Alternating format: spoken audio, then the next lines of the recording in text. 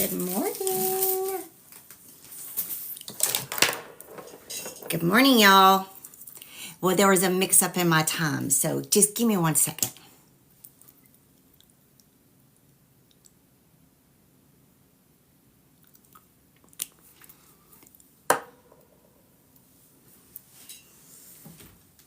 Hey, Jen. Good morning.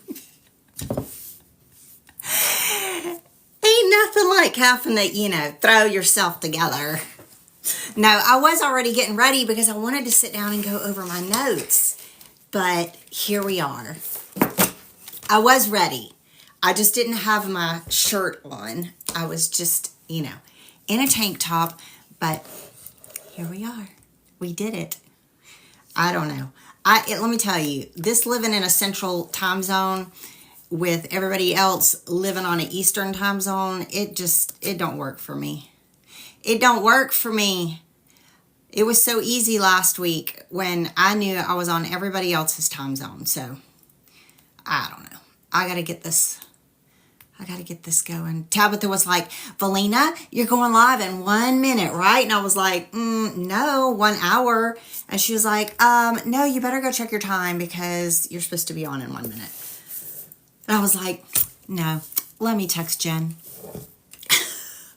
I know you are. That's why I texted you, because I know you're in my little world. All right. Let's get Cajun on here, because that's what y'all are all here for, right? I feel weird with no music.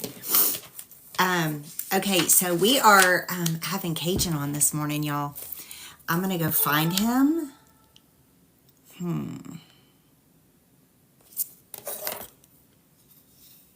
All right. I can only co-host. Thank you, Zoe. Why can I only co-host? I don't have the option to guest. Good morning, Zoe. We are going to be interviewing the one and only Cajun here in just a minute. There's Cajun. There he is. Cajun, I'm trying to put you on as a co-host, and I mean as a guest, but only my host option is open. Why are my boxes turned off?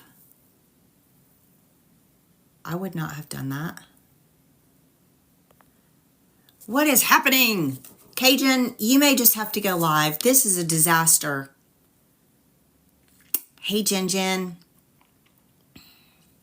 I wouldn't have turned off my boxes. I wouldn't have done that.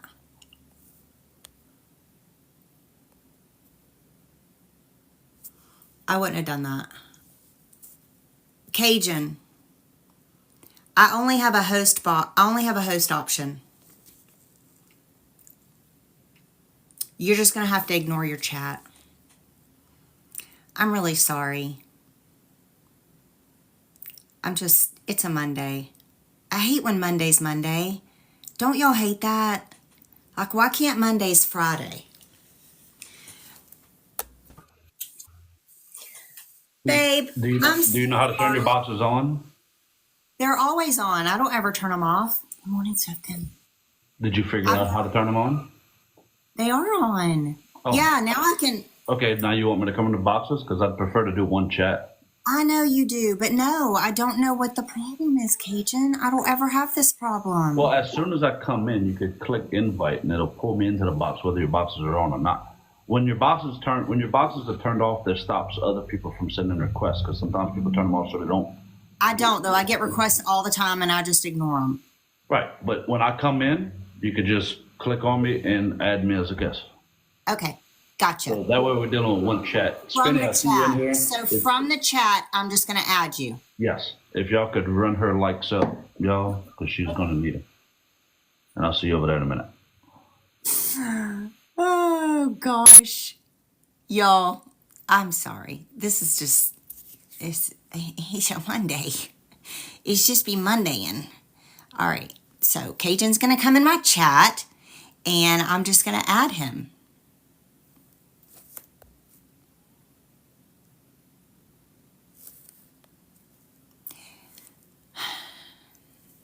Y'all just bear with me, please.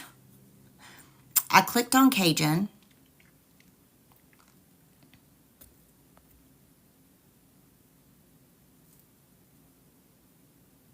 Cajun, it's not giving me that option.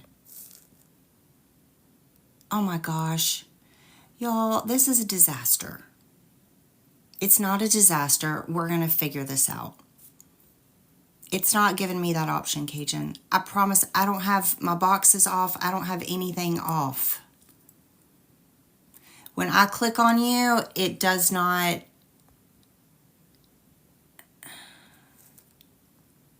Mm-mm.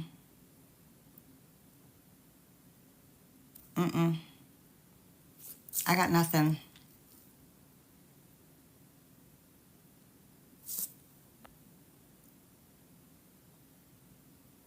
No word about tickets for your tour. Click settings. I did, Jen. Cajun, I'm sorry. Like, I've never had this problem before. We can do it like this. I'm really I knew sorry. you wasn't ready for this.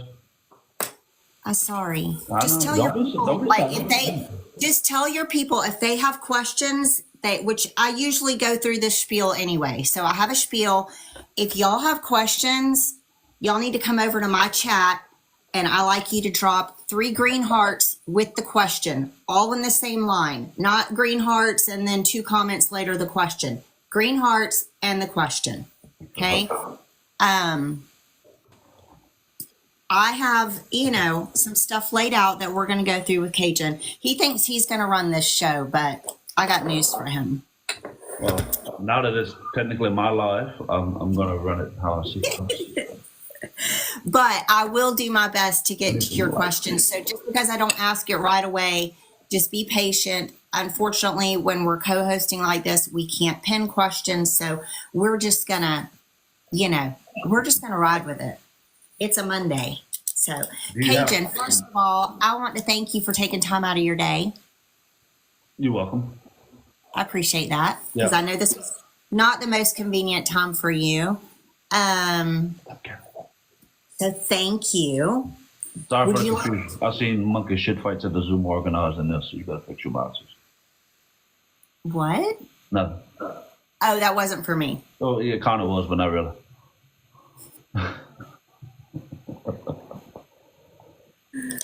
Oh gosh. We're gonna help you fix your boxes. All right. So you have, I'm assuming you have questions. I do have questions. I do. All right. So, Cajun, Yeah. For I wrote down those- some answers. for those that do not know you, for those that have never had the blessing of meeting Cajun, Blessing. you have been on this app for just a minute. Yes, last Can week. you take us back to the beginning? Oh. Take us back to the beginning of what? The very beginning of TikTok. Oh God, I wasn't here for the very beginning. So TikTok. Well, you, because it's been a while. You've been on here a lot longer than most. Good morning, Elizabeth. Yeah, well, I got on 4 years. It's been, and so y'all, sorry if I don't see the chat and everything. I'm gonna try to acknowledge the chat as much as I can while answering questions. I got on here 4 years ago. I was living in Florida. I went to Florida to do a job. I was only supposed to be there for a few months. Then COVID hit and ended up getting stuck there for 3 years. And it was kind of a, and I'm going to be serious with some of these questions. But it was kind of it was a horrible time for me. It was lonely. My family was here. My kids were, everybody was still in Louisiana. My dad, everybody was still around. Everything was shut down. My kids kept talking about TikTok. And actually, they were at my house. They came to Florida for something, and we were watching a movie. Or I was getting ready to watch a movie with them. And your kids are grown, right? These are adult children. My youngest is 16. Okay. Yeah. My oldest is 22. So we're waiting to watch this movie, and they're in the living room in front between me and the freaking TV, and they're doing this dance.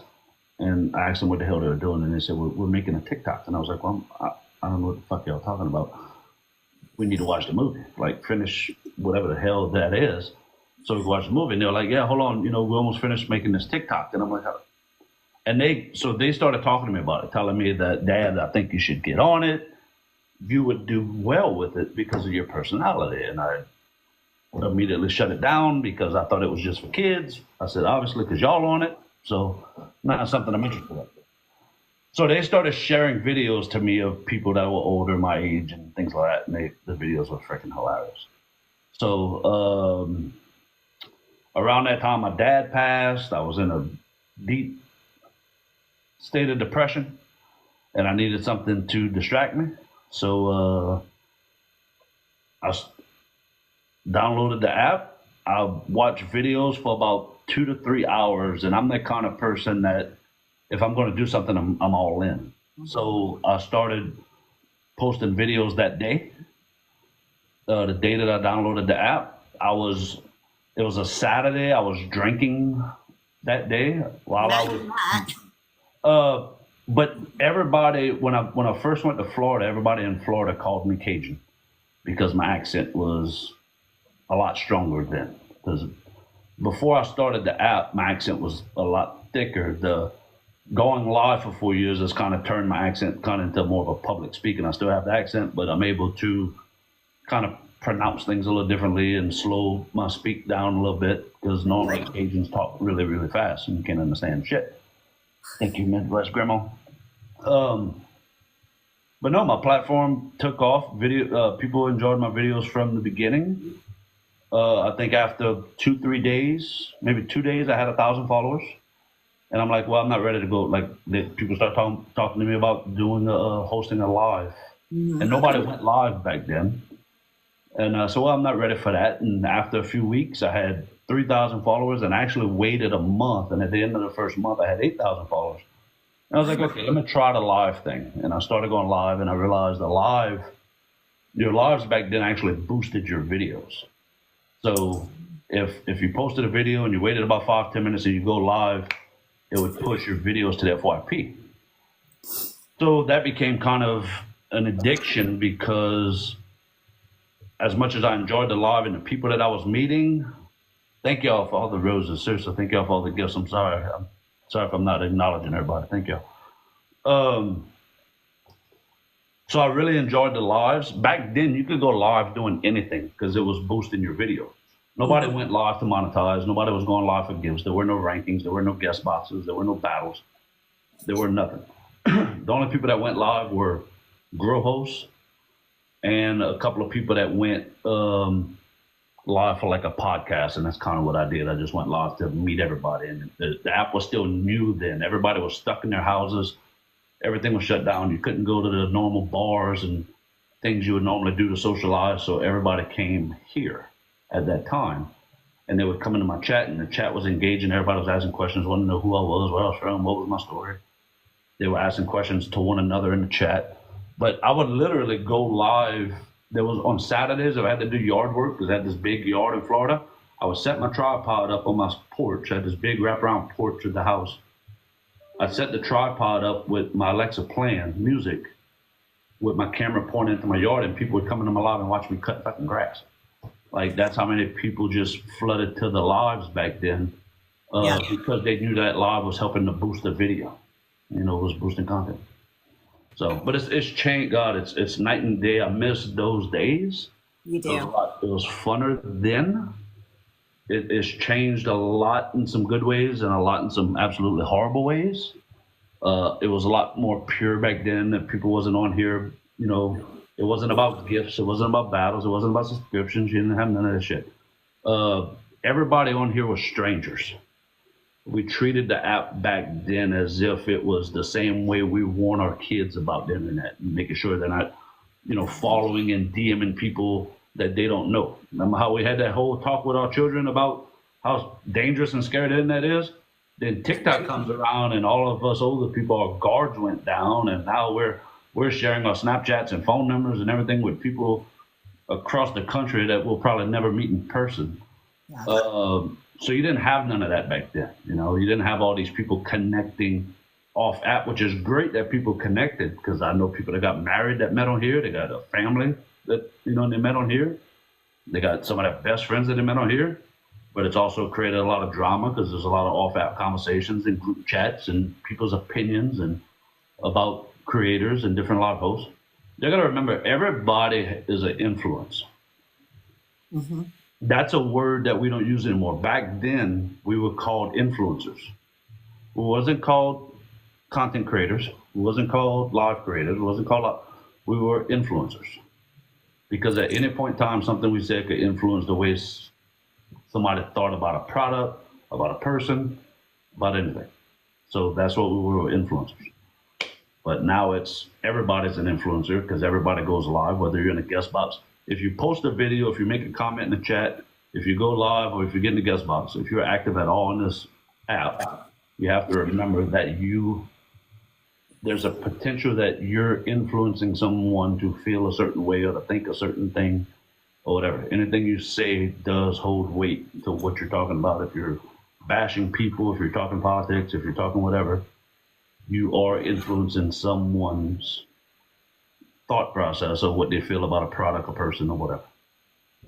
That's great. That's really good to note that, because it is true. And I think so many times we forget that. And I think a lot of people forget when they hit that go live button. You know, the 63 people in here, I don't know how many people's over there. I'm not talking to 63 people. There's a chance that I'm talking to 10,000 people. Nobody knows how many people are watching on the outside.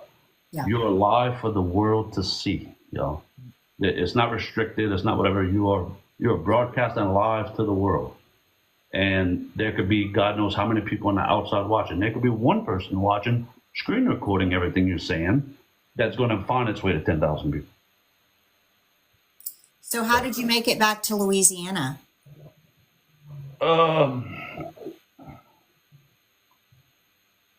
Hurricane Ida.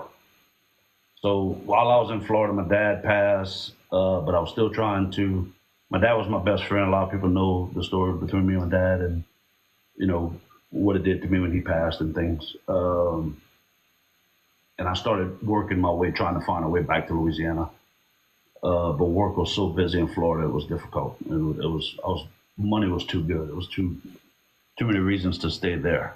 When Hurricane Ida hit, the eye went right over my hometown and destroyed everything. The little town outside of the town that I live in now, the levees flooded, whole town went underwater. I left Florida to come home to help with recovery and, you know, cleanup and things like that, because people were sending me pictures and videos of the damage. Once I got here and you saw it in person, the pictures and the videos didn't do the damage justice. So I immediately called my boss and said, look, I'm going to be here a hell of a lot longer than a week. And it ended up being months and ended up being a while. And it got to the point they called me. They was like, you either need to come back, because I had a manager position in Florida. Mm-hmm. You either need to come back or we need to replace you. And I was like, I resigned. I was like, replacement, like I can't leave. Like it was 2 months in and we weren't even finished ripping out all the molded sheetrock, and like it was a lot. And I do carpenter work. Like carpenter work's a hobby of mine, so I wanted to be here to help everywhere I can.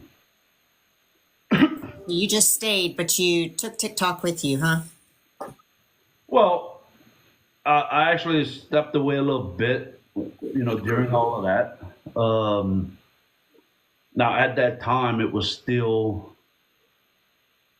kind of the same app where it was more content driven. Now it's more live driven.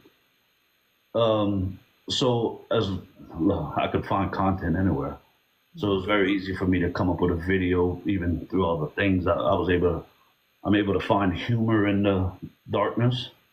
And I'm able to do that because that's how I deal with my darkness. That's how I, you know, humor is my defense mechanism for shit that's uncomfortable or whatever. I tell everybody I'll wear that Robin Williams mask where I'm laughing and joking, but there's a lot of pain behind it. But you're close to your kids now. No, I'm 21 hours from my kids. So when I moved back to Louisiana, my kids were still here for a few months. Then my ex-wife got a job offer in Colorado. And it was a good opportunity for her. It was actually a great opportunity for all of them. because what's up, Ty? My ex-wife, when we were married, actually lived on what I used to call the compound, which was all the in-laws. It was like family-owned land, and it was the brother-in-law there and the mother-in-law there, and That's my dream. you couldn't make a move without some in-law knowing, what you were doing or why you were doing it. And I couldn't stand it. And my ex-wife always lived around her family. So when she got this opportunity, I told her, I was like, you have to take, number one, it's a great job offer. Number two, it's time for you to lay down your own roots, start your own shit, get away from your family and be your own person. Just, I'm good with it. We'll figure it out. Wow. I said that, and I thought it would be a good thing for the kids too, to not always be around the family constantly all the time, to have their own kind of life.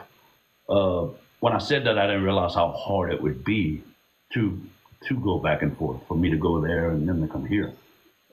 It's tough traveling up there. I'm going there this year for Christmas. I'm only able to go there because of the help and support that people have helped me with them here. So I love the app for a lot of reasons, and that's one of the biggest reasons, is the help they provide me when things are tight or I'm budgeting or whatever like that, and some things are out of my reach. They help me put it in reach. So thank you. That speaks a lot to your character, though, to be able to do that. Sorry. I get the hat automatically whistle. Yeah, that's that. It's Normally a good. I say yippee-ki-yay, motherfucker, but you want to be careful, so I'm not gonna. No, you're fine. You're fine. Okay, so I've been wondering this. Do people in your real world life, do they follow you on TikTok? No, I block them all. You block them? So there's a few friends that have me on here, and they come into my lives from time to time. In the beginning, when I started going live 4 years ago, like maybe that first year, I would see people come in that were family members, and I'm like, no, block. Like y'all there's this other app that has faces and a book on it. Yes. That y'all criticize and judge the shit that I say and post on there. I'm not giving y'all another area to come be judgmental, because that's the great thing about TikTok. The people on TikTok are all here kind of goofing around, having fun, making fun content, and they all know what it's about, and they all know what to expect here. So everybody has they don't have blinders on. They have more like they're here to support you, not judge. Yeah. Well, people are being a lot more judgmental now than what they were over the years. But yeah, no, your close family and friends tend to judge and talk and criticize and behind your back. Did you see that? What the hell was he thinking? And all that shit. Yeah, they seem to criticize you more and less supportive than what people have been on the app. So, yeah, no, I you block them. Yeah, I get that because I'm from a small town, and when I see someone, that like an acquaintance, and they come in my live, I'm like, I don't block them because what do people say when you block them, Cajun? I just have to know. No, I got a call from one of my brothers.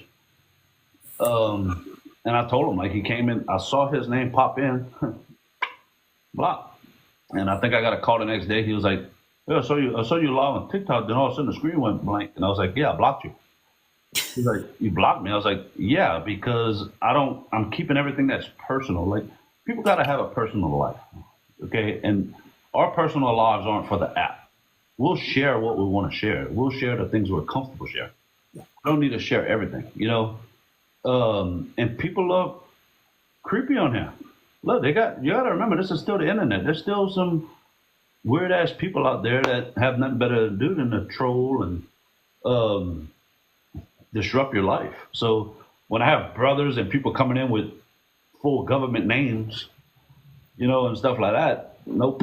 I don't need people knowing all of that, because my biggest job on here, when I post a video, when I talk in my live, is to protect my kids. That's every parent's job. So I'm not going to put out too much public information. Look, the people that want to know, they have ways of finding out, but I don't need that for the world to see, so people now know who my kids are, what's their name, what's their last name. Like, I told my ex-wife when I started this shit and my account started to grow that I was going to do everything I can to protect the kids. That's why, when I went to Colorado last year for Thanksgiving, I didn't post videos or anything and stuff or pictures with them. I don't even put them on here. If they want to, I will, but it's not something they're interested in. It's not something my ex-wife's interested in, and I respect that. Now, are they still on TikTok? Mm-hmm. The kids. They come in my live every now and then. My kids. They do? I don't call them out. They don't say hi. They'll come in and just kind of watch me. Yeah. Oh. I don't bring attention to them because they don't want that. They're not like me when it comes to attention and stuff like that. Thank you for all the heart means, everybody. All right, Cajun. I just want to know, we're getting great feedback over here. People are loving this side of you. They can relate to you. I thought it would be worse, didn't you? I do have a human side. This is going to be a serious question. Okay. Go ahead. All right, can you hear me? Yeah. Sorry, somebody spam call. Can you tell us about a hard time in your life that has shaped you or changed something about you? And I'm going off of the comment that you made, how you kind of smile through your hurt and you wear your Robin Williams mask. But well, I had a hard time this morning, but I use that as a kickstand, not to roll out of bed. But other times, I mean, it's pretty much every morning, which is still good at my age.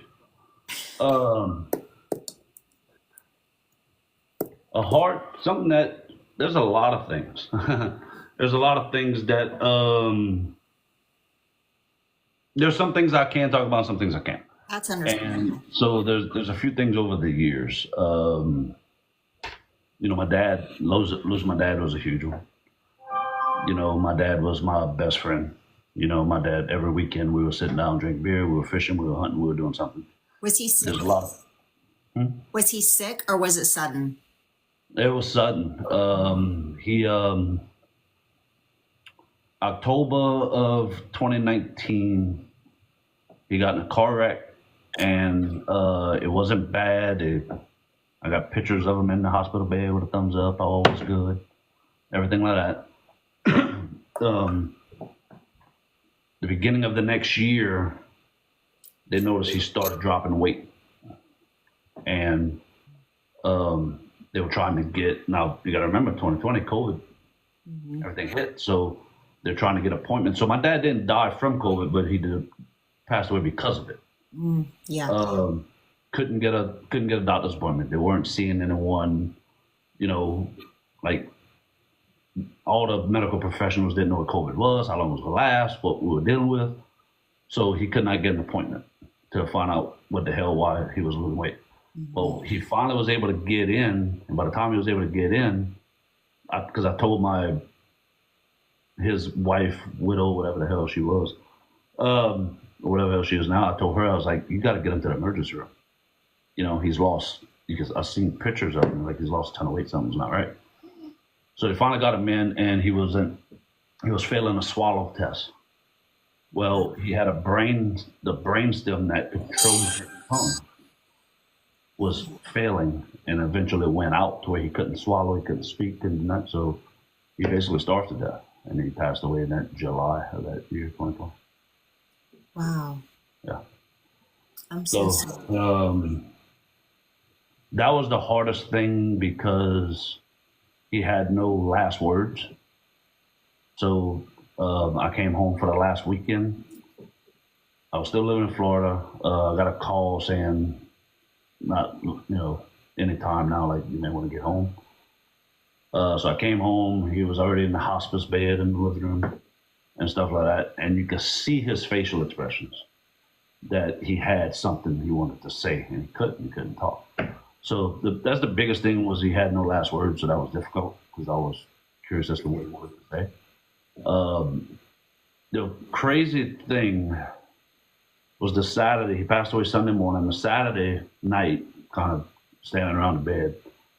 And we used to pick, like we hit each other, like tap, like, got you last, like we were very, growing up, he used to smack me about the head, or I'd sneak up behind him and try to scare him and smack him or whatever like that. So there's a lot of picking and fighting going on between me and him.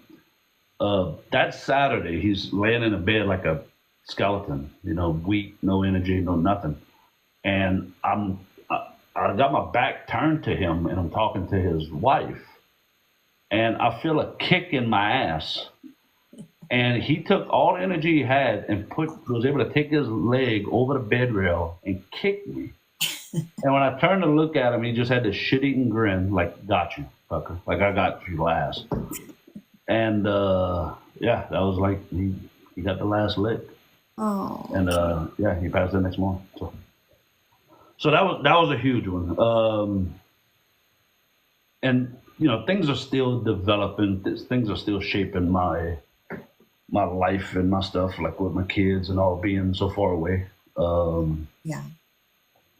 That's difficult. I had another thing a couple of years ago that I don't talk about a lot or at all on here anymore. That was very life changing for me. But with relationships and stuff. But there's a lot of pain. There's a lot of things I deal with. There's a lot of things I juggle and struggle with. But we all have demons, and my goofiness and my humor is, my way to get over it or get through it day by day. Okay, y'all that are just now joining us, after Cajun made me cry. You wasn't expecting that, were you? No, I'm supposed to be making you cry. Good luck with that. We're not going there. Yes, I don't know what happened with the time, but here we are. Okay, here we are. We are getting to know Cajun. We tried to bring up a guest box, but I don't know what's going on. It's a Monday, and so now roses, y'all. Sorry, I'm seeing everything, y'all. I'm sorry. Yeah. So Cajun's we are in co-hosting mode, even though we were hoping to do a guest so there could be one chat. So if you are over in Cajun's room and you want to ask a question, if you'll just hop over here, you don't have to stay over here, but just drop it in the comments with some green hearts before there, and then I will do my best to get to your question. Everybody's saying thank you for being so transparent, Cajun, and they love seeing this side of you. Okay, so Cajun, you can answer this or not. Anything, you are welcome to say, yeah, I don't want to talk about that. But the other day we were on a live and you mentioned something about the way you grew up in your house, and it sounds like you grew up in a small house but with a big family. Would you have changed that? No. No?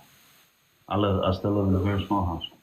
Well, I don't mean the small house. I mean, I think you said you and your siblings shared bedrooms, and y'all shared beds, and to me, I think I would have loved to have grown up that way. It was just me and my sister, and we always had our own room, and I never got a bunk bed, and I never needed one, but I always wanted one. So I just wanted to hear a little bit more about that if you want to share. Well, yeah, no. Well, my parents didn't have a whole lot. My dad, when I was younger, my dad worked at a shipyard, and he worked at the same shipyard for 50 years. He started there when he was 17 and retired at 67, knowing because we made him retire at 67 because he would have kept working. Not made him, but told him like you're done. Like, come on, you really you don't need to work anymore. You need to spend time fishing or whatever. But there was a point in time, especially when I was younger, and I say younger, probably in my 7, 8, 9, somewhere around that range, where my dad got hurt. He fell off the side of a scaffold on a ship and broke his back. I was out of work for a couple of years. And we lived off the land. And even when he recovered, he didn't get like a full release from the doctor. So we fished, we trapped, we hunt, we were trappers, we sold furs, and we did everything we had to do to put food on the table. We did carving. My dad used to sell decoys. So I learned how to carve with him. I still have a bunch of decoys. I have 5 generations of decoys that were called from me all the way to my great grandfather. Yeah, on the shelf. Um, so we didn't have a lot. So we had a little 2-bedroom house. I'm the youngest. I'm the baby of 5, 4 boys and a girl. So yeah, my dad slept on the couch, so my sister could sleep with my mom. And we had a room with 2 bunk beds and 4 boys, um, who were, a lot of us were far apart in ages. The difference between me and my oldest brother is 9 years. But the beds were so, I was joking, and it's true, I wasn't joking, but it's funny now that the beds were so close together that we couldn't get out of bed at the same time. One would have to get out and get the hell out of the way so the next one could get out. Like we're literally laying in a bed and we're smacking each other on the top bunk next to us. So yeah, no, but we never felt like we were without, but we never needed anything. We never wanted nothing. We never wanted for anything. So yeah, I mean, It was love, right? I ain't gonna go that far. We kept ourselves busy. It was a different time. We had friends in the neighborhood. We had things to do. We had things outside. Life was so busy back then. Life moved slower, but we had a lot of things to entertain us. I grew up in the swamps, so we were constantly out there hunting and fishing and swimming in the bayous and trying not to get eaten by anything while looking for the things we're going to eat. Did your dad have an accent? Oh yeah, yeah. My dad had a strong accent, and even when I lived in Florida, my accent started to get watered down a little bit, and I could be on the phone call with my dad for 5 minutes, and my accent would come back because I'd hear the same accent I've heard my whole life. Yeah, no, I probably got the strongest accent in my family. Y'all don't hear it now because when I'm on here, I don't really. Oh, when I catch it, Cajun, I love it. Well, like when I'm on here, like I said, I've learned how to talk differently on here so people could understand, Yeah. There's a lot of people on here from Louisiana who just flaunt it. They not only do they come full-fledged with their Cajun accent, some of them push it a little too far, like they push it a little fake. I'm not one of those I've never, other than my name, I don't get on here flaunting and talking about the whole Louisiana experience and all that. You got a lot of people on here that's their whole platform is being from Louisiana and talking like that, and so. I love it. I love it. All right, we're gonna lighten up here for just a minute. So when I was camping last week, you said you loved to go camping. So not from the places that you have been camping, but if you could go camping anywhere, where would you go? I don't have a particular place. Anywhere really. Look, I mean, I grew up sleeping outside. We used to sleep outside when we go hunting. So I grew up sleeping without a camper. I grew up sleeping without a tent. I grew up sleeping in tents. So camping was just, we didn't call it camping back then. We called it sleeping outside. But as I got older and once I got married, my daughters are in Girl Scouts, so they got into camping. So my ex-wife was into camping.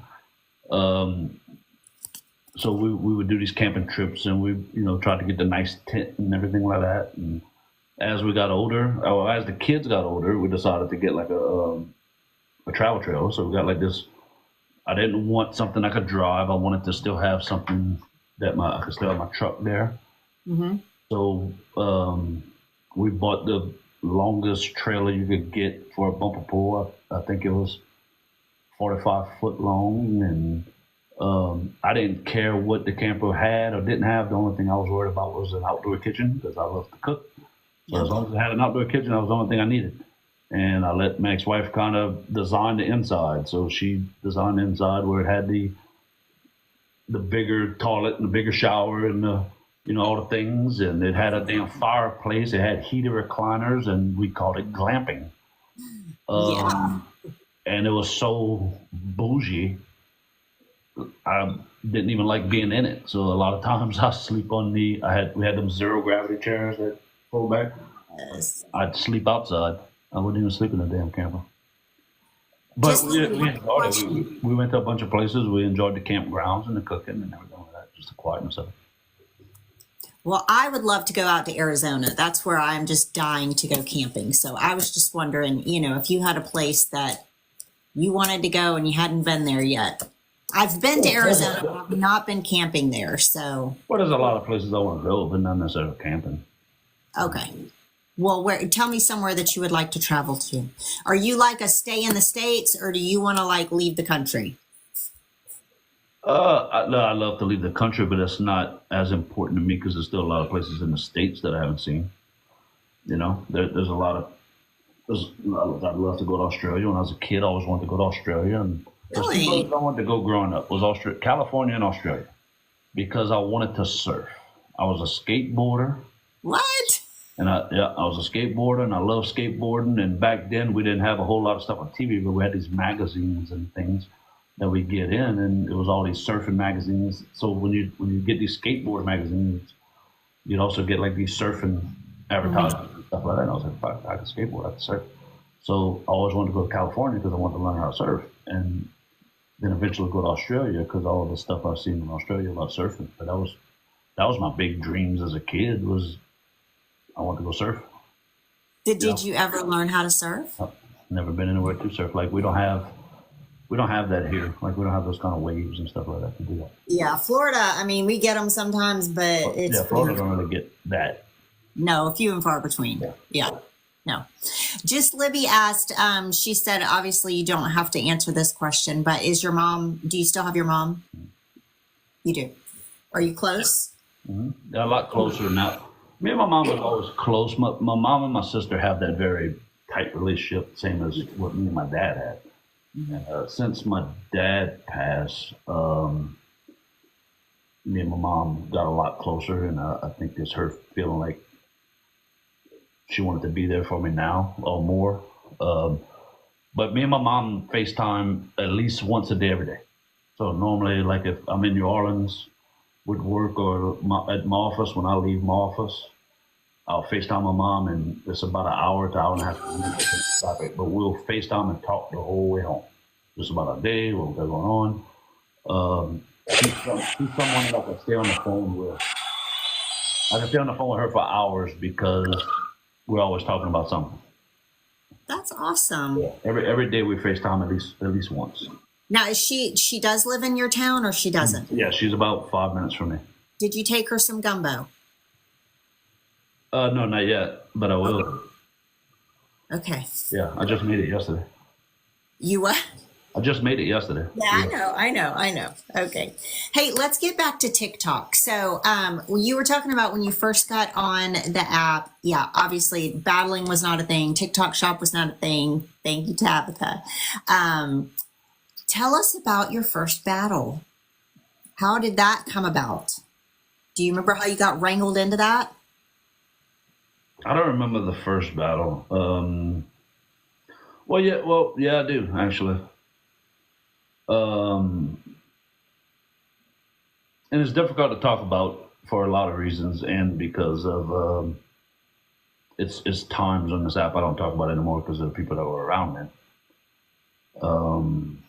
So I got to tread carefully. Wow. To not ruffle feathers. Really affected you, huh? Well, I got to tread carefully and not ruffle feathers and make anybody assume that I'm saying one thing and things get lost in translation. I had no interest in any of that. I was the guy that I went live with my gifts turned off. Mm-hmm. So back then, you didn't have the on app or the website prices and the discounts and everything like that. Back then, if you wanted to buy coins, you bought it from the app and you spent a pretty penny on it. So I would go around, and back then roses meant a lot. I would go around and I would drop people roses, and I would put in the chat, spreading the love with a little whiskey glass and peace out. That was me doing my drive-by. We didn't have heart knees and all that shit back then. I dropped by, throw some people's roses, and I put spreading the love in the chat, Moses Glass, peace on. And it got to the point where roses weren't enough anymore. Like people weren't, you know, people weren't acknowledging the roses, or roses weren't as important. So I started going around and giving hand hearts. And that's kind of where the Cajun Reach Around started. And I put spreading love with my Moses Glass, peace on. But then the people would come back to my live and they would throw me roses or hand heart, and I didn't want them to feel like just because I went to their live do it, they had to do it to mine. So I started going live with my gifts turned off, where people couldn't come back and give me my roses back or give me my hand heart back. The weekly rankings started, and they went on for a few months, maybe a couple of months. And somebody was in my chat, and it was weekly rankings back then, not dailies. And we started talking about something, and I was like, yeah, I've never did ranks. I've never been in the ranks. And the first week I did rankings, we did it with no battles. I was just live doing my coffee lives and things I used to do back then.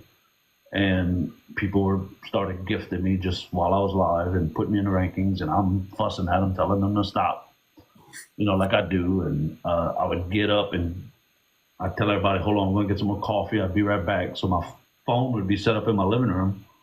I'd get off camera, go to my kitchen to get coffee, and I could hear lions coming from my living room because they'd wait for me to get off camera and everybody would just dump. Tabitha would do each round. I felt that one. Thank you, Tabitha. But, Hold on, because I feel like Shans is thinking I'm Mr. Question. That light behind you, Cajun, did you make that? I made the beam. She wants one. So all this is rope lights. You can get a 3-set rope light from Amazon, and the cord is actually a rope. So I found this 3-set rope light, and I took 2 pallet boards, put them together with little blocks in between. That way I could drop the lights in between the 2 pallet boards like a beam, and I wrapped the lights around the rope around the beam. There you go, Shans. There you go. Okay, carry on. Sorry. So your first battle. So we had another. People were dropping you stuff. So yeah, so we had another friend that was in the rankings at the time, and he was kind of done. Like he didn't want to go back live or anything like that. And it's Scotty, yada yada. Y'all see him in my chat every now and then. He's still a good friend of mine. So text him, told him to get back on, and I do live to him. And reset went at that time from like 3 a.m. to 3 a.m. Mm-hmm. Well, it started at 3 a.m., but it lasted 7 days. So every Sunday night or Sunday morning, 3 a.m., the reset started. Right. So it was a whole week of rankings. We made him get back on, and I do live with him, and me and him ran battles for the last hour while people pushed him and made sure he stayed in the rankings, because he was kind of defeated and said he was done, didn't want to get back on. And we kind of forced him back on, and we ended up finishing our first time me and him ever both finished in the rankings. I think we finished 15, 16, or 16, 17. I don't remember what it was. But that was my first battle. So. And so after that, I kind of got addicted to it and did ranking for a while. Yeah. But I wish I wouldn't have. Now, was that pre-agency? Yeah, you didn't have no agencies back then. Okay. Do you remember when that became a thing? Yeah. On Shahan. Thank you. Thank you for the yippee-ki-yay, motherfucker. I remember when it became a thing, and I thought it was kind of weird and crazy because, I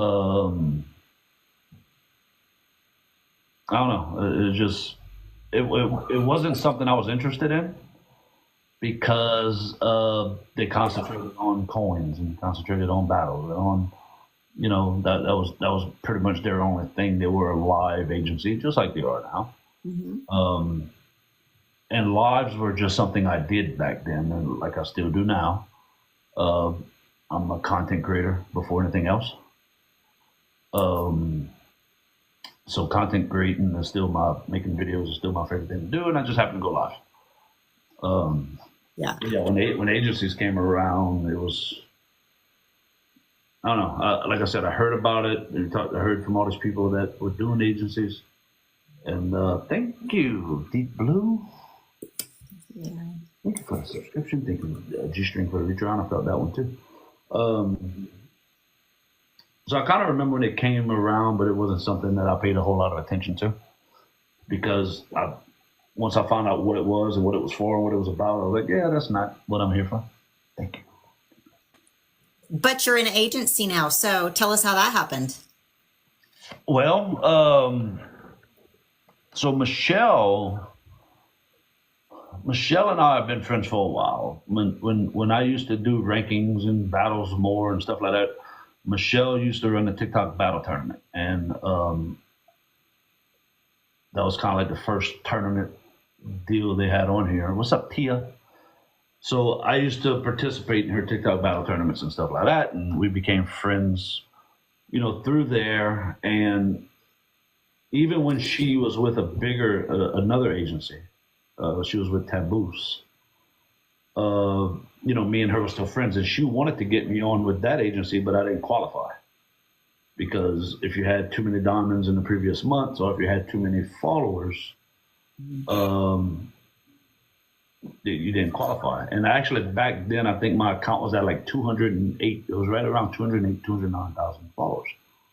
And I remember her telling me, she was like, you don't qualify back then because the cap was 200,000. I said, well, I'll go block 8,000 motherfuckers. Go get rid of because at that time when she was with Taboos, at that time I was getting suspended. Like I was getting banned a lot because of battles and rankings and stuff like that. So I wanted to join something just for the protection because the agencies have always provided that. Mm-hmm. Yes, I'm with Crew. So, but I was like, I'll go block 8,000 some bitches. Like I'm tired of going through the appeal process, and and I'm gonna get into why being with an agency is a great thing because of that. Back then, when I was getting banned and suspended often, look, the appeals process for TikTok's always been ridiculous. It's always been a joke. Takes forever to get, especially when you're ranking. Yeah. With weekly rankings, it wasn't that bad because you were trying to get the appeal to go through and hope to get your account back before the end of the week just so you could continue to rank. With the daily rankings, you're done. You lose, and you had a lot of people back then, and I'm sure maybe now, I'm not in rankings anymore to experience it, but you had a lot of people back then that were reporting your account. They would get you knocked down just so somebody else could move up in the ranks above you.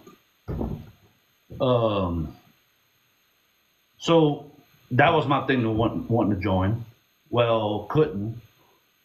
When Michelle started Crew, kind of same criteria. She couldn't get me on. We never really talked about it. I didn't even think anything about it because I knew I wasn't eligible because of my account, the size of my account or whatever like that. And when she started so within the agency, she was able to gain these elite invites based off of how other people in the agency perform. And that allowed her to recruit someone or bring someone in whose account wouldn't have qualified any other time. Sunshine, thank you, Rob. Well, when she had an opportunity, she called me. And, just to kind of fuck with her a little bit, I told her I need to think about it, but it was a no-brainer for me because I trust Michelle. There were people I was already friends with. My main thing was the account protection. And if people have zero interest in agencies for all the reasons they think they hear about, because agencies do get a bad name, the main thing to join one is account protection. That's, if nothing else, is to know that you have a direct line. You have someone who could directly contact TikTok and help you with your account. Now, with that being said, you can't come on here and forget like community guidelines don't exist. You still have to obey the guidelines. They can help, any agency can help with your account. They can't help with everything. You still have to, and I push that envelope, trust me, as y'all know, on what you can say and what you can't say. But no, it was a no-brainer for me. I told her I needed to think about it just to mess with her, but I already knew I was going to sign up with her. I adore her. Even before that, I was always in their lives. So whether it was her live or Nicole or one of them, like they would take turns and they'd have these lives at night with all these guest boxes. I would drop in and speaking of Michelle, hey Michelle, thank you for the heart, me. Shit, I didn't mean to send out a bat signal. I didn't know if you heard me talking I about it. swear it happens. Yeah. Michelle, I swear it does. But I would hop in their lives and and do these summer's eve commercials. I was known at for a very short period of time where I said, you know what, I wanted to bring fun back. I wasn't having fun anymore. So I started hopping in people's guest box. If they were brave enough to give me a guest box, especially the people that didn't know me, if they were brave enough to give me a guest box, I was popping in their guest box with a summer's eve commercial, and Let's hear it. Well, I mean, there was a bunch of them that I used to just make them up on the time. Like I would join your guest box, and I'd say this live is brought to you by Summer's Eve Feminine Products. And I'd say if your man's in a coma from your panty aroma, she should try Summer's Eve. Douche. And when I hit douche, I'd leave. I'd X out. So I did that for a while, but I was already hanging out with those guys. So the people who kind of was already an established part of that, the Michelles and the Nicoles and the Mollys and the Zachs and the Josh, and I already knew all of them because if there was a live I was on in the evenings, it was them. Like I'd swing in and out of that live. That was the live that I'd always be in. So it was already people that I was friends with. It was already people that I felt I could go to if I had an issue. Even if we had an issue with each other, I always felt they could come to me if they had an issue with something I was doing or saying or whatever. And yeah, I'm glad I did. I could tell y'all this. I wouldn't join any other agency. And go ahead and plug who you're with. Well, I'm with Crew. I wouldn't join any other agency because I know, maybe not in the next minute or so, maybe not this morning or this afternoon, but I know if I need to talk, I got a direct line to the owner of it. Now, does everybody have that direct? I know I have a direct line not only to the owner of it, and most people do. And I don't need to bother the owner with everything, but I know I can reach out to Brian or Nicole or Zach or Josh or any of them. Like and I never had to, luckily, but anybody within the group and anybody who decides to join it, and I'm going to throw my name on there too, message me. I mean, there's a lot of people that I think missed out on some opportunities within the group because they didn't reach out to me or the right person or whatever. There's a lot of people here that are willing to help, and I'm one of those as well. Can I help with everything? No, but I can hear you out and I can point you in the right direction. Like, ooh, you know who you really need to talk to about that? This person.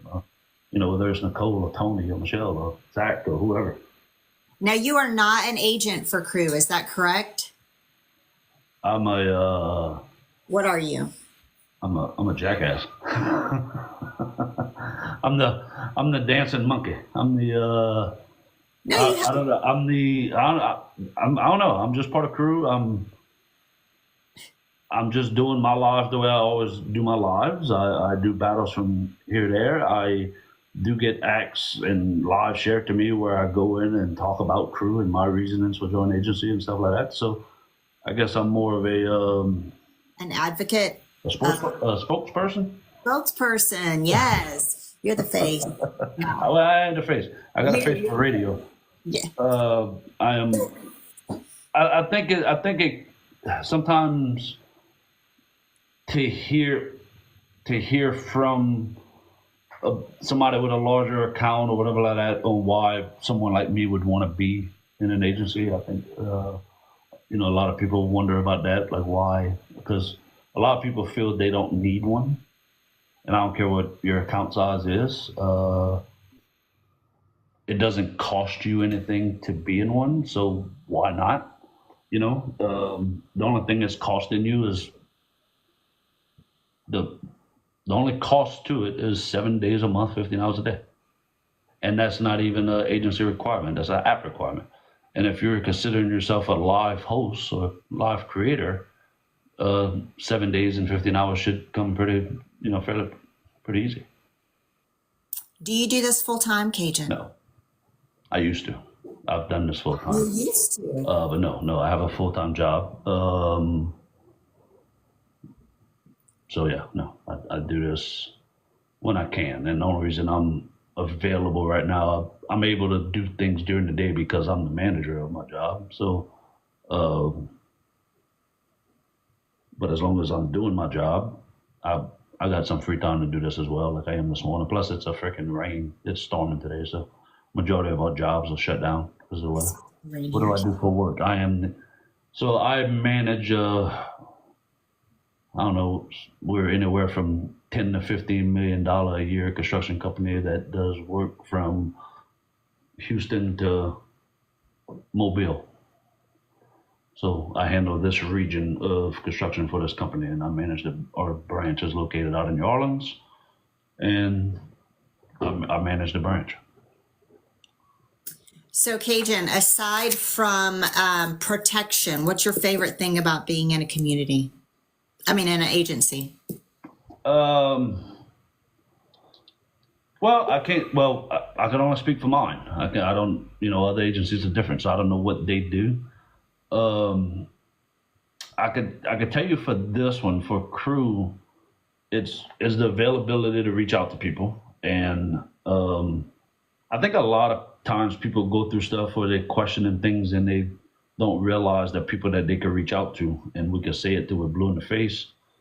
That, and I'm gonna say this now, if anybody with crew, listen, reach out. Like if y'all got a question for me, you're thinking about something, you're concerned about something, you're wondering about something, I might not be able to answer it, but I could help y'all find the answer. So reach out. I think we have a great group of people that any of us could talk to at any time. I've seen crew show up and show out on things that I don't see from other agencies. And I'm going to use an example. Erica had a battle. So Erica had a scheduled cross-agency battle. A bunch of us registered for it. We went there to show out for Erica. We ended up showing up and showing out for the person she was battling because she had one person over there. And not that your agency is supposed to show up for you or anything like that, but we all went over there, showed this amazing woman some love, and we still made sure Erica won, but we went shows. And it was amazing. You clicked on her side over there, and all you saw was the crew banners, So it's things like that. And is everybody within the agency that way or whatever? No, but that's going to be within the agency. You're not going to. But there's a lot of people on here. There's a lot of us on here that are willing to not only do the things we have to do for our own platform, but we're doing what we have to do to help others. I love the Blitz, even though people don't like me in the Blitz because I won it 4 times, so I'll probably step away from doing that for a little while. But I love that it's given opportunity for people who maybe aren't comfortable battling strangers or doing cross-agency battles. It gives them opportunity to battle within in-house with friends, with people they know, and it's you don't get anything for it, like you don't win nothing other than talking smack and bragging rights. Somebody's asking, what is a Blitz? So the Blitz, they normally do them twice a week. We're doing them on Tuesdays right now because of the holidays. So people within the agency sign up for the Blitz. They run a bracket style where it's 4-way battle. Starts at 7 Central. 4 people start the battle. Top 3 scores move on. Bottom score drops out. The next person comes in, and they'll put out a schedule. Once they see how many people signed up and who all signed up, they'll put out a schedule based on what time your battle is, what time you're going to be brought up into the 4-way battle, and it goes all the way to the end. And the last championship is the top 3 scores from the final round, and as the finals, top 3 score moves on.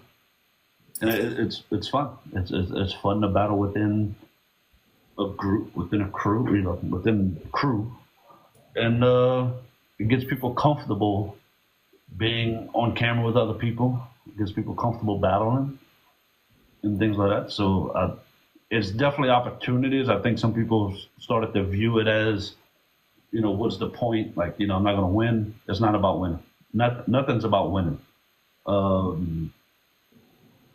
There are no losers when it comes to that. Unless you're battling, and I want anybody thinking about battling to remember this. Unless you're battling for something. So when I was doing rankings, I used to do beard battles.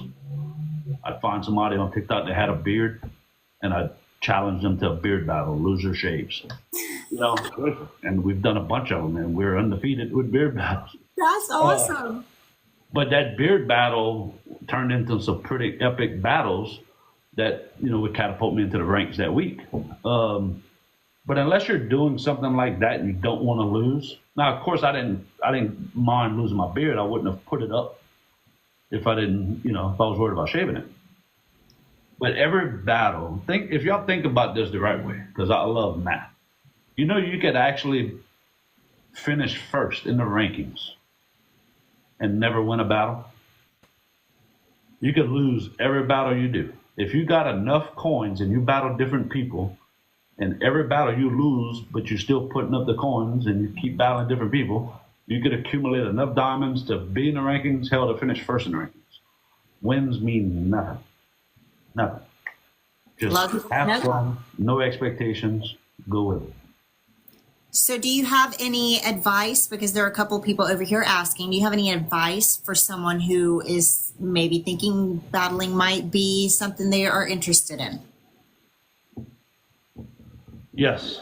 Well, I'd have advice for different people, depending on. I think as I get to know people, I'd have different advice for different people based on their platform, based on their chat, based on who's in their live and stuff like that. But as far as a blanket advice, you got to. Just do it. You're going to meet new people. Don't be scared to hit that random button where it automatically selects a random person for you. You're going to get some, interesting situations come up, but every now and then you're going to meet. I met some of my favorite people in here through random battles. Really? Yep. I've never done that. Yep. Yeah. And it's about Tizzy. It's about growing as well. Because look, if me and you are friends, right? And me and you, for the most part, pretty much have all the same friends, or a lot of the same friends. Let's say that. If me and you decided to battle right now, and every day me and you decide to do this battle, you're going to get the same people that are coming in because we're sharing the same friends. You've got people jumping back and forth. And it's fun. It can be fun for your friends and stuff like that. And I think it's a great thing to do, but you also have to expand. You also have to go out there and meet other people. You got to let other people's lives and other people's chats get to know you. You got to put yourself out there for other people to see. Nobody else is seeing you. If, the people that run the same battles with the same people every day, nobody else is really getting to see you and hear you and listen to you and be like, you know what, hey, I like the way Valina talks, the things she's talking about, that's something I'm interested in. Let me make sure I'm following her, and so I can catch her live. And next thing you know, you got a new supporter. You might get a new subscriber. You got a new person in your community just because you shared your side and shared your personality with someone else's community by battling a random person. You were talking about rankings. What did the rankings get you? Like, what does that mean if you're like ranked? What is... Can you please share how to contact crew for Bookalicious? You can message me though. Now the crew page has a link where you could go to sign up and stuff like that. But that's if you're ready and want to join. If you just have questions and stuff like that, depending on what your questions are, message me, and I could put you in the right hands. Did you hear my question, CAJUN? No, I'm sorry. Bookalicious had a question over here. That's all right. What do the rankings get you? Like, what does that mean? You were talking about rankings. Well, a lot of things. Number one, bragging rights or what? Well, number one, the diamonds. That's the main reason. Let's just cut through the bullshit. That's the main reason everybody does it. It's because of the diamonds. If you finish within the top 5 or 10. I don't know what it is now, but there was a point in time back then. If you finished within the top 10, the app boosts your page more. So when you were live, they will boost your live more. Oh, okay. They would boost your content more. There was times I finished in the top 5, and I noticed an increase in my video views. I don't think they do all that as much anymore because the app has become more live based than content based. You feel like it has? Oh, absolutely. Yeah. Yeah. The app has it. There's still a lot of people in here doing content, but it's definitely driving more towards lives because that's where the money making is. That's true. Yeah. You know, the biggest thing, one of the biggest things it does besides the diamonds and the money people are making from it, it gives you an opportunity to get in front of other people because guess what? When you're in the rankings, if I'm ranked 5th right now, I'm constantly getting requests to battle from the person in the top 4, from everybody else in the top 10. The people within the rankings are trying to request and battle people that are in the rankings. Really? The only reason someone that's in the top 10 right now will battle me is because there's people I've been knowing for 3-4 years and I'm friends with and they battle me. But other than that, they're clicking on the daily ranks and they're looking for who's available and they're battling people within the ranks because that's how they get their community to push them harder. It's because you're battling somebody who's right behind you coming up, or you're battling somebody who's, if you're in 6th and you're in 5th, the person in 6th place, trust me, is trying to battle the person in 5th place so they could get their community to push, say, hey, this is the guy we're trying to catch. Let's catch his ass now. We'll battle him and catch him now. Do they get paid? You get, yeah. Does TikTok pay the people who are top in the rankings? No. No? No, they get paid from the diamonds. They get paid from the same way you're getting these gifts in this live, and Okay. you're going to have a balance at the end of it. They just have a bigger balance at the end of it. Are you asking about something different, Jen? Because Jen asked the question. Okay, I want to make sure I haven't missed anybody. CAJUN, what are you drinking? Coffee. Beer or liquor? Huh? No, coffee.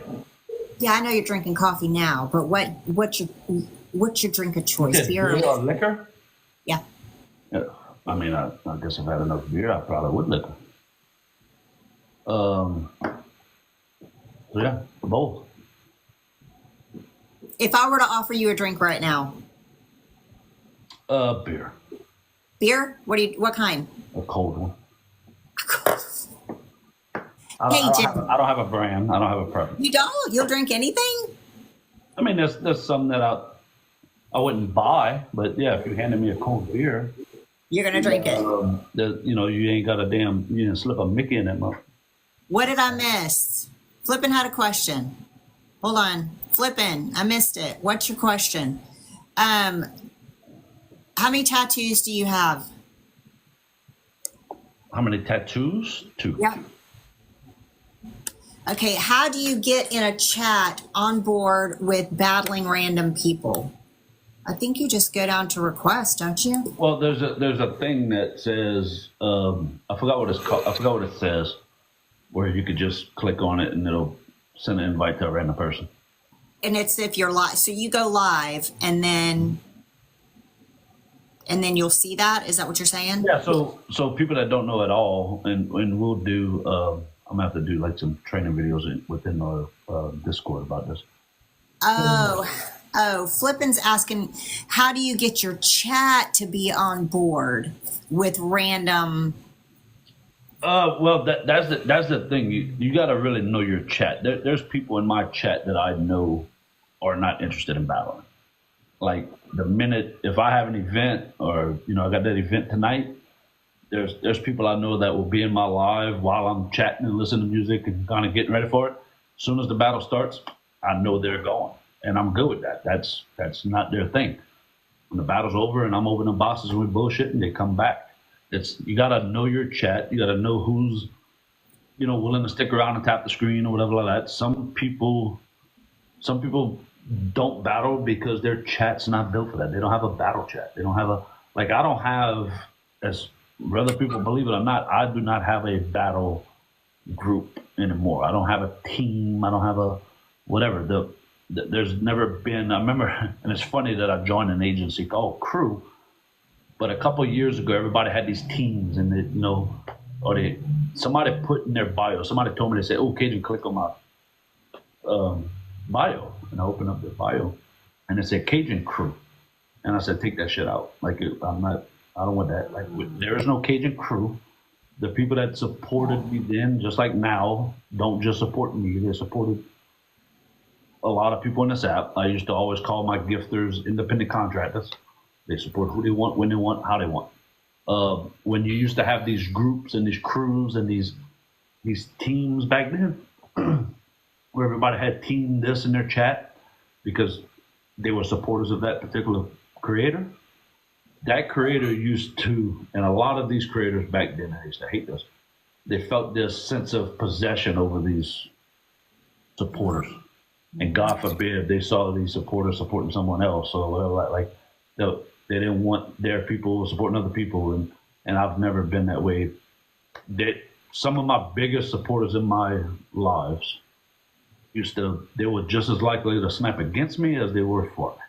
And I love that. They were allowed to give whoever they want, and they give two shits. And I still don't. But you have to know who your chat is. You got to remember, you don't have a platform without them. If they're not here and you're not doing stuff that they can engage in and they're excited about, you don't have a platform without them. This live is technically their live. Right.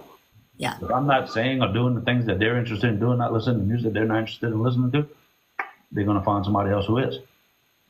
So they control it. Speaking of music, what's the last song you had on repeat? On repeat? What's your favorite song? I don't have a favorite song. Depends on the mood. I can't pick one song because all right, who's your favorite artist? Same thing. I can't pick it. I'll tell you mine. I can never pick a favorite song, favorite artist, favorite movie, favorite anything because it all depends on the mood. I have different things I like to listen to for different moods. I listen to a lot of rock, but rock's my favorite probably genre. So I listen to a lot of rock. But you know what? I still listen to rap. I still listen to Tupac. Do you like my shirt? I mean, yeah. It depends. So I listen to a lot of music driving to work. If I'm driving to work, what am I going to work for? What is my mood? Am I in a good mood? Am I in a up, let's get this day going mood? Or am I in I'm ready to smack a motherfucker mood?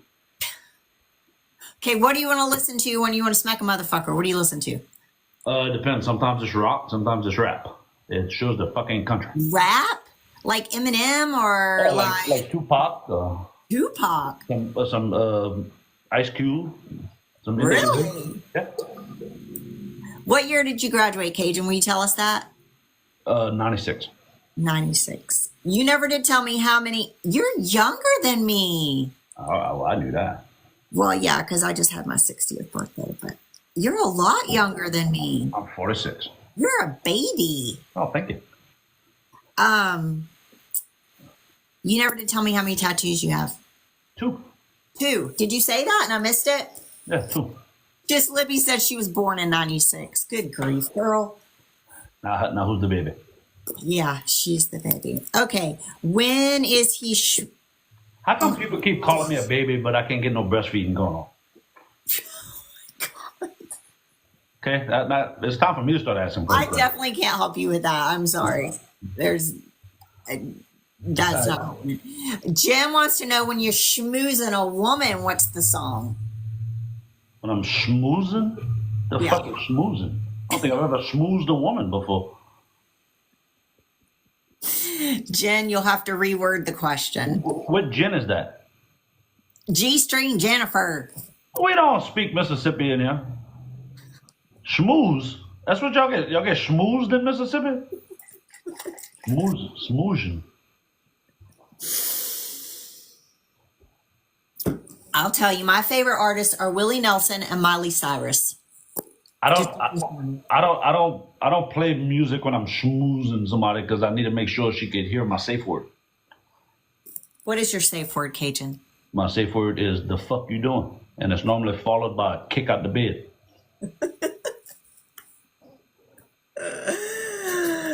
Thank you, President. Oh my gosh. All right, winter or summer, Cajun? It's winter right now. It's fucking Yeah, I know. almost Christmas. How do you not know that? What's your favorite? Oh, winter. This one's dangerous. Foot rub or back rub? Am I giving or receiving? You're receiving.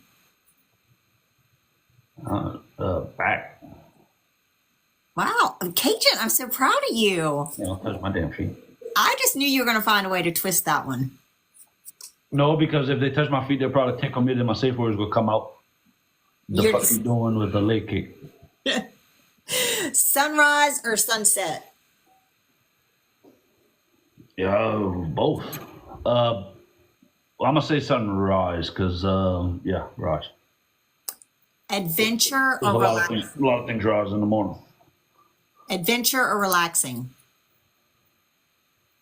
I can relax on an adventure. Well, I mean, It's okay. both. That's a good answer.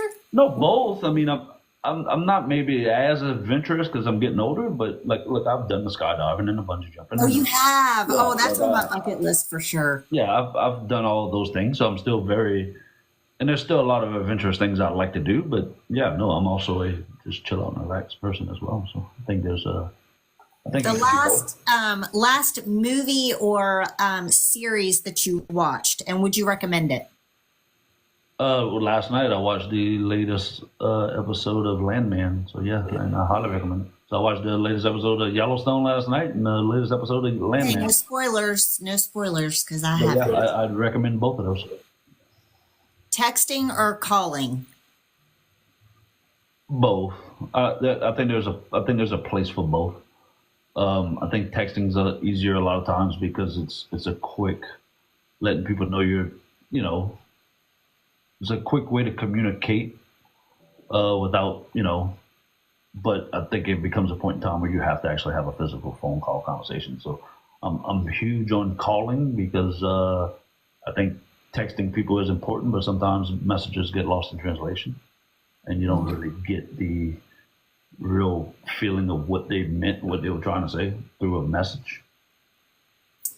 A couple of ladies over here in the chat would like to know if you have placed an order with Carla's Chaos. No, because we looked up the live that you missed with G String and Tabitha. Yeah, let's talk about that. I mean, I missed a lot. I actually pulled up Carla's site and there was some. I was disturbed. You were disturbed? Yeah, they had this one freaking. It was a $1,600 double freaking like knock a hole in your sheetrock fucking machine. Like, yeah, no, how the hell was supposed to compete with that? Are you anti-paraphernalia? Like, would you rather just, not? No, I'm good. Like, I don't want none of that shit, but I understand why women do it, and I think I joke around about it being competition. I don't think men need to view it as competition. I think men need to have fun with it as well and use it as a wingman. Tabitha says that's her favorite shirt on you. Huh? Tabitha says that's her favorite shirt that you wear. Oh, shit! I'm sorry.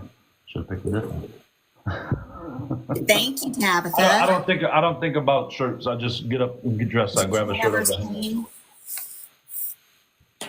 Does anybody else have any questions for Cajun? I have kept him way over time. Although he said I got time. It's storming. Cajun, do you have a favorite failure? How the fuck would I have a favorite failure? Well, because I do. You got a favorite failure? Yeah, because you learn things Then from. it wasn't a failure. It was a success. Well, not if you failed at something, but something good came out of It it. turned into your favorite? No. Well, it's got to rank somewhere. No. So some things that I've there's some failures or there's some lessons that I learned that I wish would have never happened.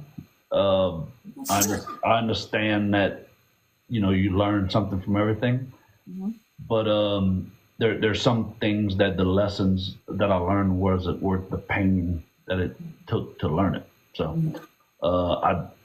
there's certain things that I wish it was parts of my life that never existed, never happened, because the lessons weren't worth. Yeah. Was there anything that you failed at that the lesson was worth it? Oh yeah. No, I mean I can't think of anything. Can't think of anything particular, but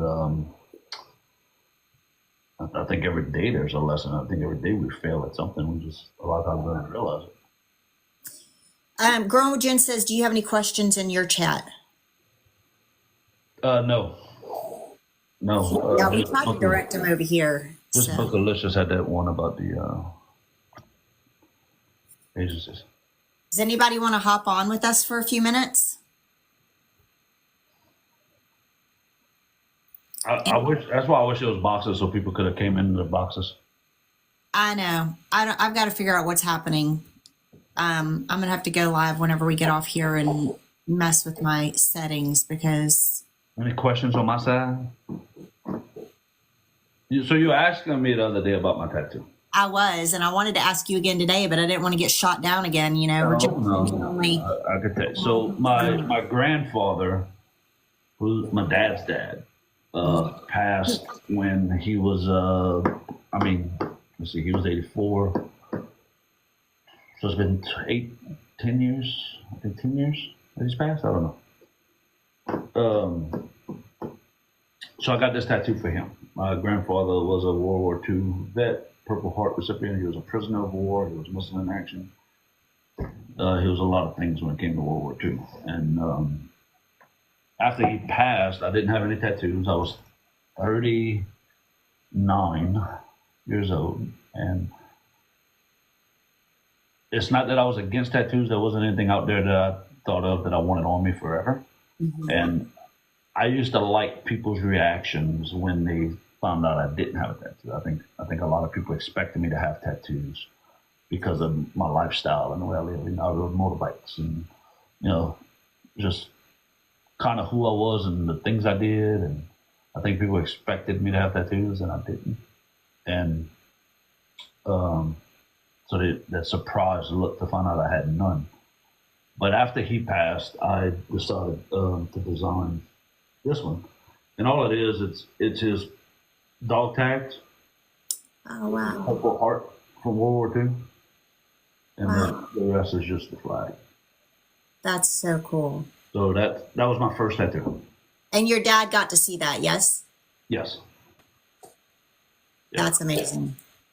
And I have one other one up here, which is just a life tree. Okay, so it's just on this arm. Yeah, that's my two. This was No one. tramp stamp or anything like that. Nope, had those removed. What's your birthday month? Huh? What's your birthday month? June. June. Yeah. I'm a Gemini, which means I have to drink for two people.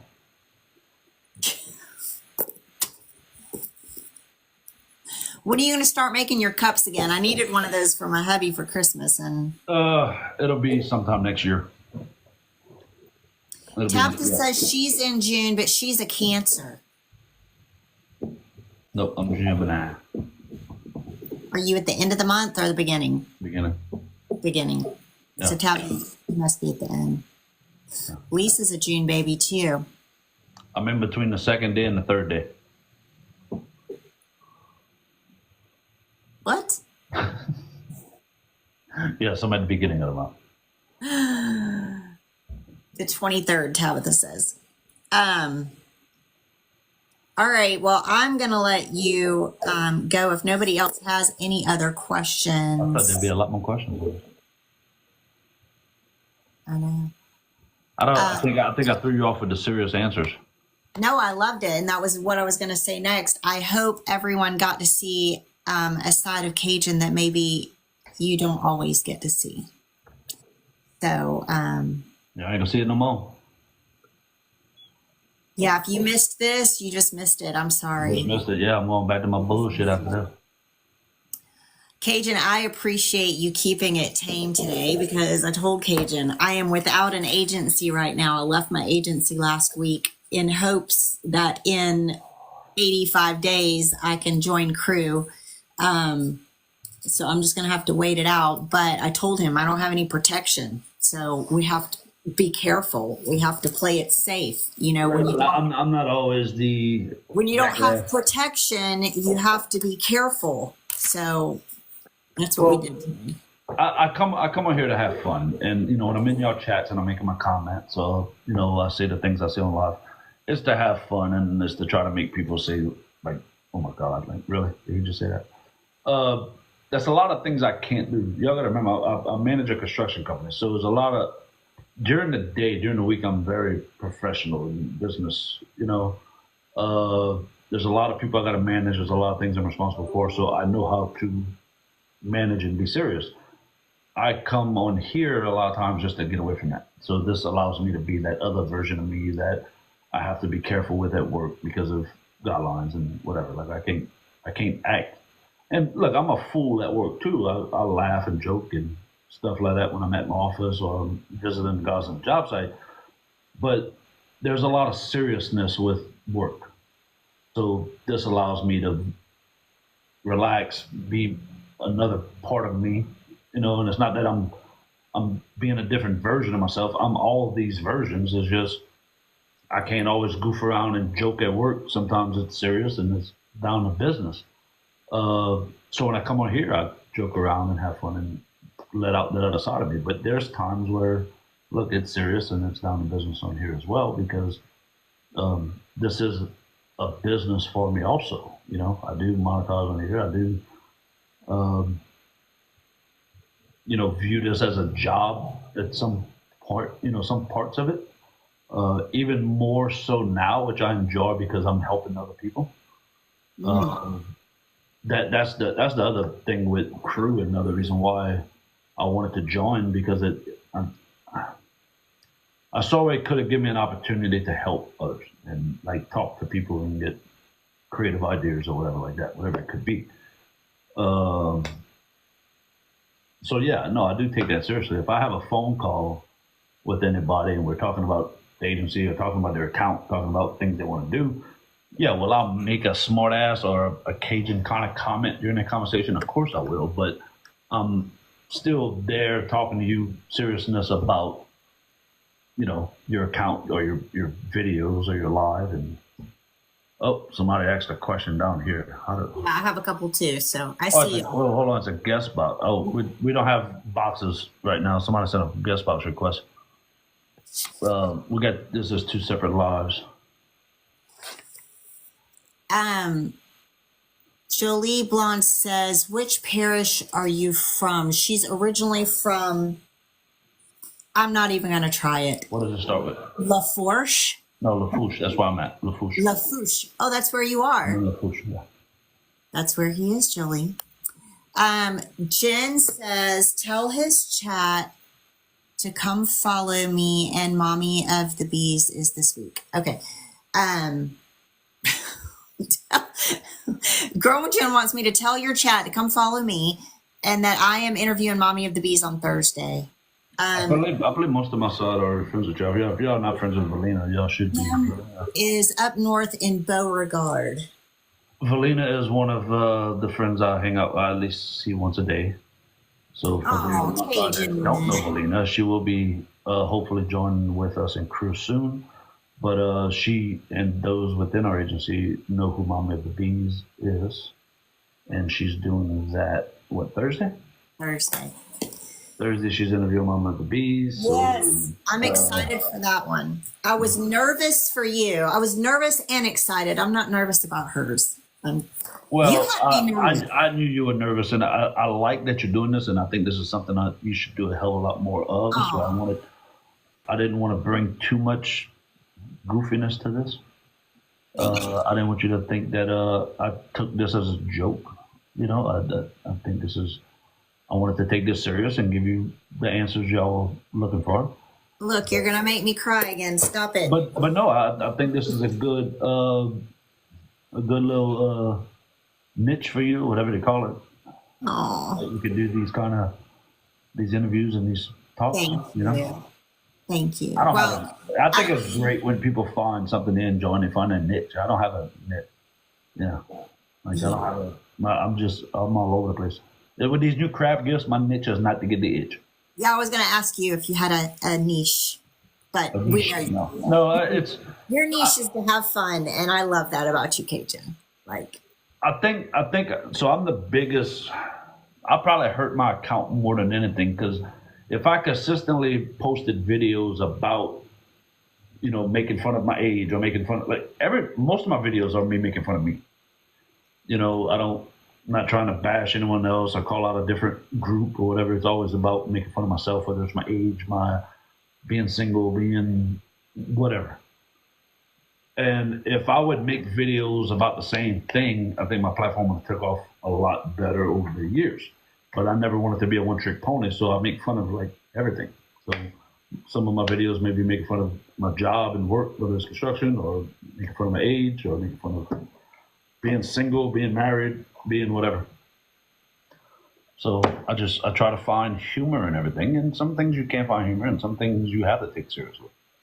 well, I can tell you, anytime I am ever in a live and Cajun comes in or Cajun wants to get in a box, I mean, the mood automatically lightens. It is just, you make everybody laugh. You make everybody smile. You are so loved on this app. And I know you know that.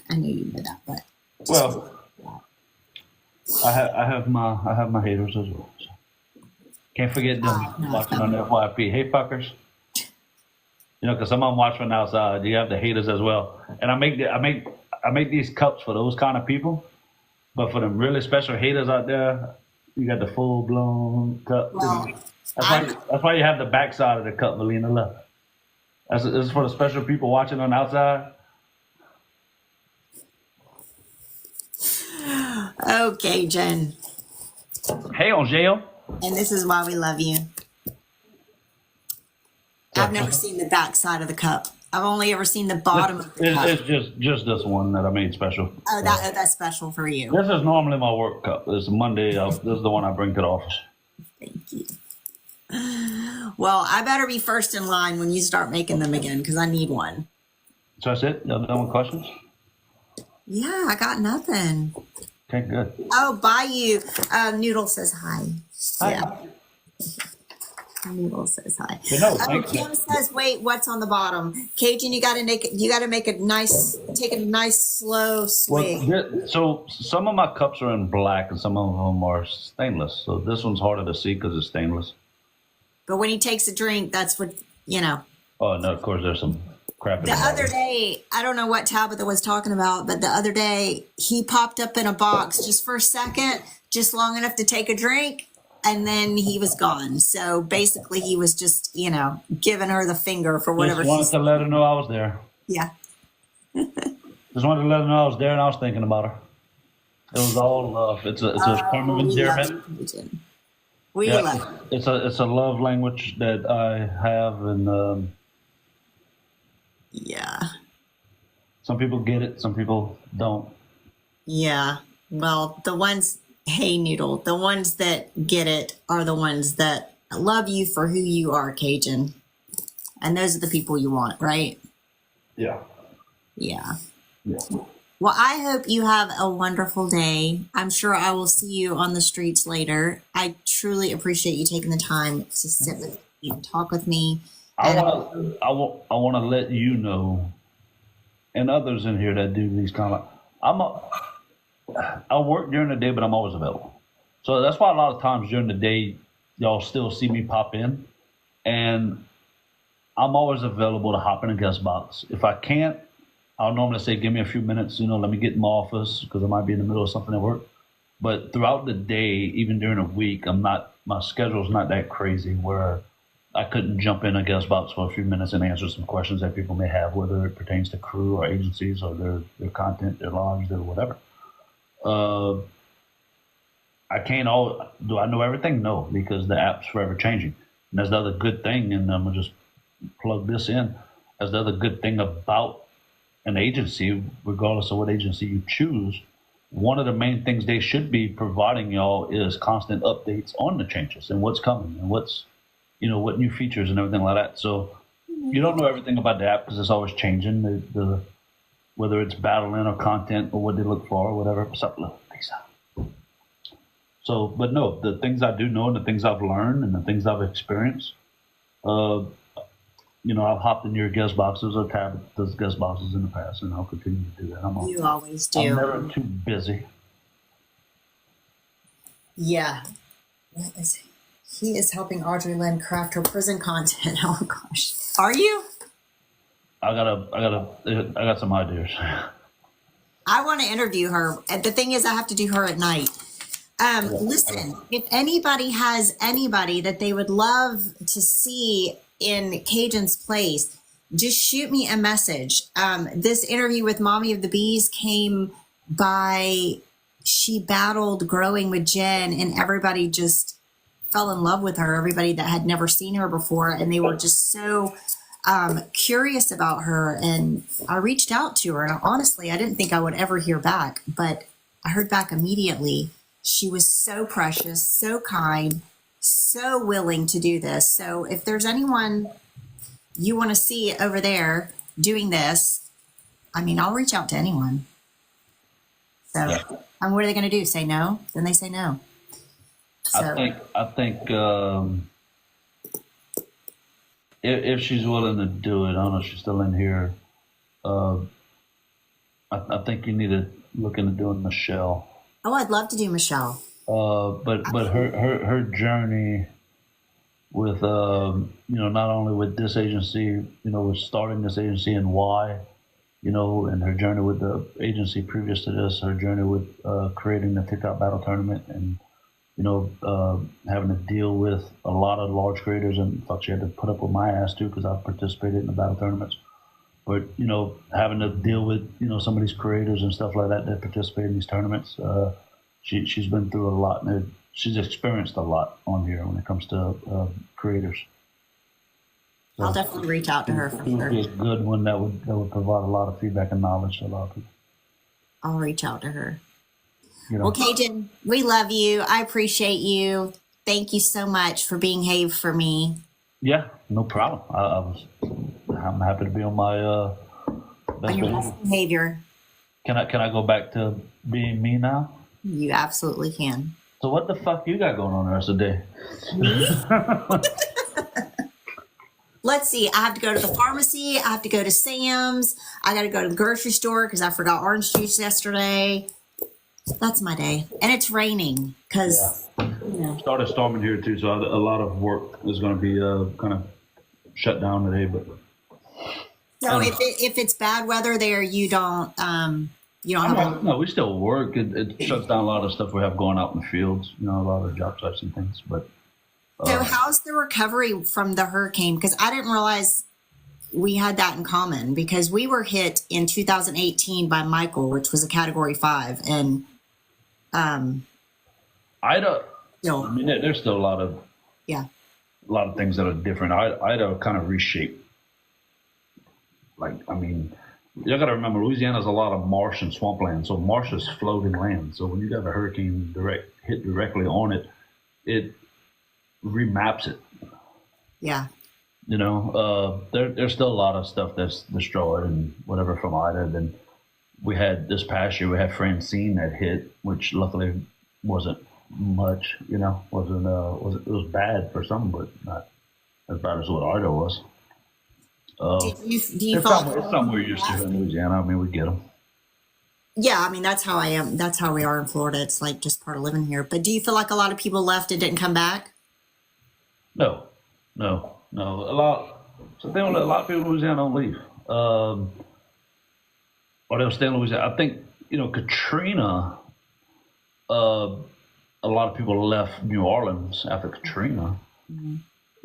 And either moved to other parts of the state, or I know a lot of them ended up in Texas, restarted over because a lot of them lost everything. But New Orleans never seen flooding like that. And it was because of Katrina, but it wasn't during Katrina. Katrina destroyed Mississippi.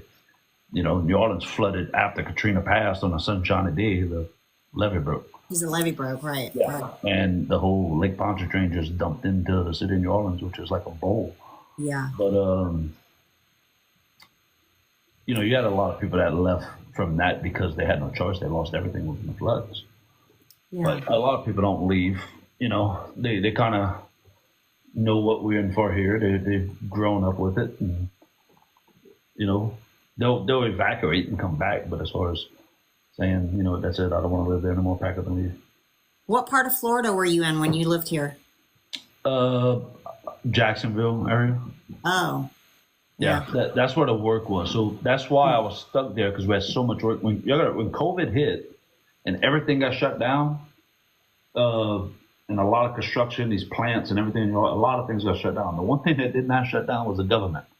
So we had all these government contracts with all the military bases there, Mayport, Kings Bay in Georgia, like all the military bases. What people don't realize was during COVID, there was talks and thoughts of it being a chemical attack.